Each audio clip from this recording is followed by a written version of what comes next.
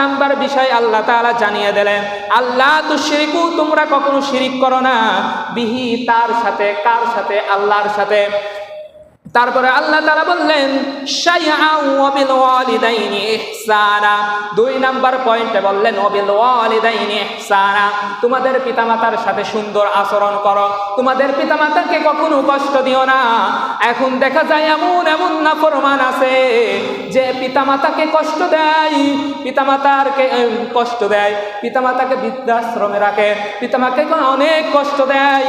তাদেরকে বলতেছে আল্লাহ তাআলা, যত মুসলিম আছে, যত মানুষ আছে, সকলকেই বলতেছে তোমরা পিতামাতার সাথে সুন্দর আচরণ করো, পিতামাতাকে খেদমত করো।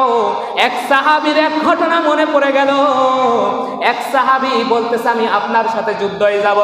আল্লাহর নবী বললেন, হে সাহাবী, যুবক সাহাবী, একটা কথা মনে করে রাখো, তোমার কি পিতামাতা দুনিয়ায় বেঁচে আছে?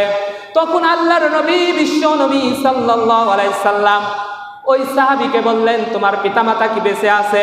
তখন ওই সাহাবী বলতেছে, আমার পিতামাতা এখনো জীবিত আছে, এখনো বেঁচে আছে। তাহলে আল্লাহর নবী বললেন, তুমি বাসায় ফিরে যাও, তোমার পিতামাতাকে খেদমত করো, এই জিহাদে যাওয়ার চাইতেও বেশি সওয়াব হবে। বলেন সুবহানাল্লাহ।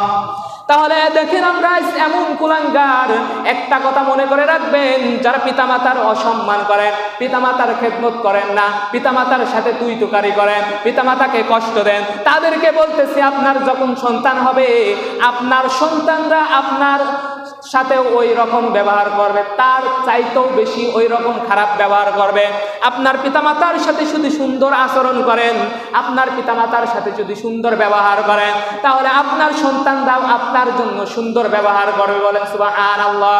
তাহলে 2 নাম্বার পয়েন্ট বললেন ওয়াবিল ওয়ালিদাইনি ইহসানা, তোমরা পিতামাতার সাথে সুন্দর আচরণ করো, তোমরা পিতামাতার সাথে সৎ ব্যবহার করো।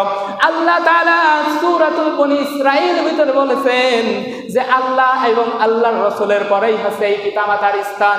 আল্লাহর নবী হাদিসের মধ্যে বলেছে, আল্লাহর নবী হাদিসের মধ্যে বলেছে যে তোমাদের জন্য মায়ের পায়ের নিচে হচ্ছে তোমাদের জান্নাত, তোমাদের যে দুইটা জান্নাত এখন